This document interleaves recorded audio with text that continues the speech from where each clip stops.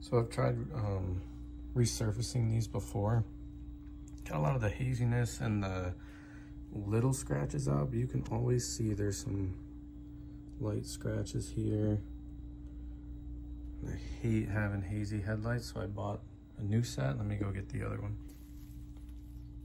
So I haven't even fully unwrapped it, but you can see how crystal clear that is. And people swear by this company. I'll put it on the screen here. I totally forgot who I got these from. Yeah, I think we gotta bake these. Everyone says you need to bake these. I beg to differ. Just heat gun, slow sections, kind of go around, start prying on it. That's what you end up with. Took a little bit, probably broke a few clips, whatever. It's getting new butyl, and I'm gonna clamp it back together. So now I gotta clear out this channel of the old butyl. So that'll be next. So the easiest way I found to get the adhesive out of these channels is definitely to bake it. Just skip using the heat gun. Once it's all heated up to, 10 minutes in the oven at like 250 degrees, it comes out super easy. Now I gotta get this piece out and get the other lens put on. Just so you can see the difference, this is what we've been currently working with. Stock headlight. I did resurface this once. This is the replacement. Crystal clear. And this is their Zen 6 lens, so I think it's newer than what they used to have. So the butyl's in, you can see it all around the edge here. One tip I will give you is that the butyl they give you is very thick. That's if you buy the butyl with it. And it's too thick to fit in here, so as you're putting it in, stretch it out and it'll thin it out a little bit. But I'm gonna clean this. I'm gonna probably get them, maybe pre-bake this and then put that on while the butyl's still hot and moldable, because right now it is pretty tough.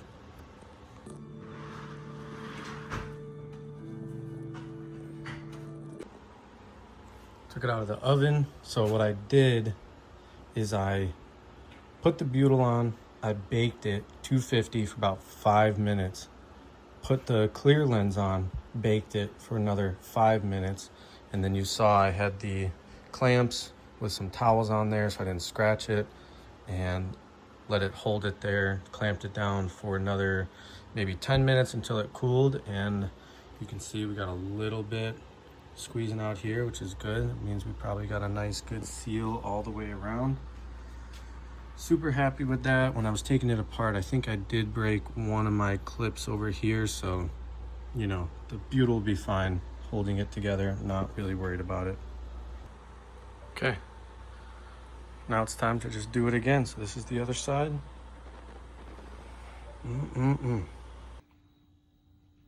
Just finished up the other one. Can't beat that. I love the look of the OEM. I didn't want to do any angel eyes or anything like that. Personally, it's all corny. OEM is best, especially with these new lenses. I think I'm going to get some PPF put over them maybe this weekend, and I'll get them back on the car. Next thing we're going to tackle is we need a tow hook, because once I have the splitter on the bottom, there is no attachment point for a good, easy tow hook. I've looked all online. I don't see anything that I think is worth buying. So here's what we have. 1/4 inch hot rolled steel. This is 1/4 inch by 2 inch. And then this is a 2x2. And the idea is we're gonna weld this to here and then drill a hole on here, weld a nut to the back, and then this will hang down like our receiver. And I have a long tow hook coming in the mail. This piece will be used for gusseting the L bracket, as well as being a support bracket for the inside.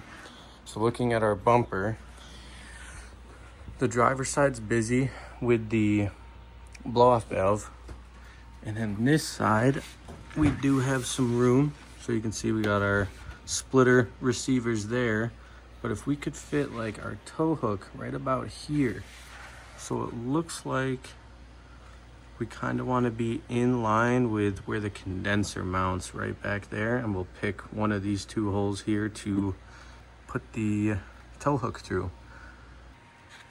So this is where we're talking about mounting it right about in line with this here. Anywhere in here is going to be okay. So if you look here, the crash bar is super thin, so I didn't want to just weld to this because I think this will bend. I don't really know how thick that is, but it is not thick enough. So step one is to get this corrugation out of here so we can see inside the crash bar. Pulled it out. It's just held in with a couple of welds. Can bang it out. So got another one in there I'll probably have to take out as well. This one was a lot harder.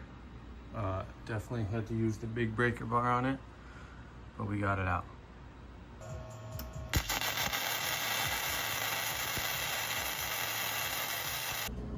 A little bit of a predicament. Get some test welds on here. Not looking so hot.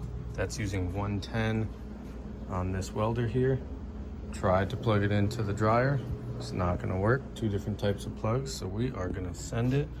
We're running a bead along here, but I might go nice and slow and just tack it along the way. I'm doing the same on the back, but I gotta clean that.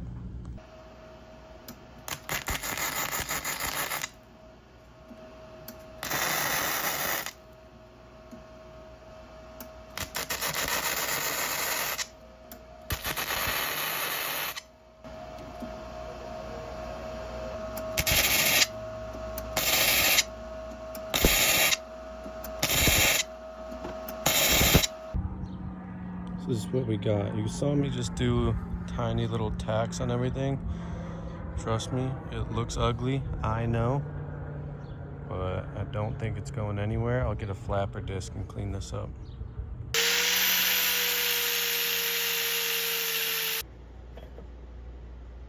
Looks better. You don't really see it behind a coat of paint, but that looks fine to me. So after grinding it down, this is what we're left with. Yes, I know there's cracks in there, some porous holes in there. I don't really care. I think for pulling a car, it'll be absolutely fine.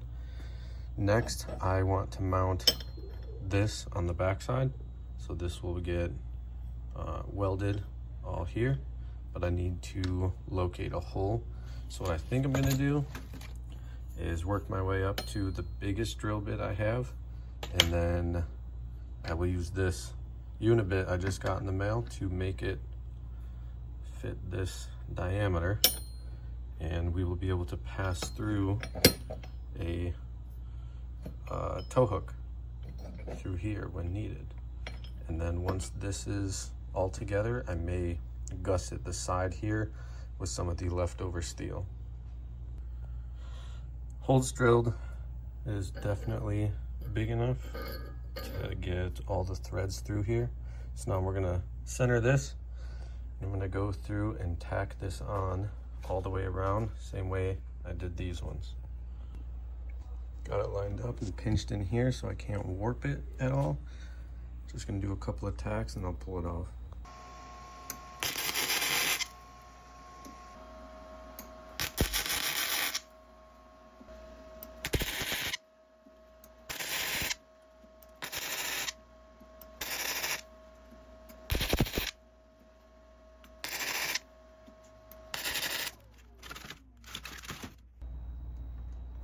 Finished product, again, doesn't look good, doesn't look great, but I think it'll hold. I think it'll be absolutely fine, because realistically, I don't think the welds are holding that much pressure or weight. I mean, the nut itself is backed up against the steel, so it should be absolutely fine. Maybe I'll grind down the sides here and do some gussets. I'm not sure if I want them on the outside, which I think I might. So I might grind down these ones and then gusset the whole side here with a nice triangle piece. So I got the gusset cut out, cut off the tips of it so I could leave a little gap on the back and on the bottom. And I'm just gonna tack as much as I can, probably on the inside here, maybe along the top, and then definitely the row along the bottom. And then on the back side, I got another one to do that side.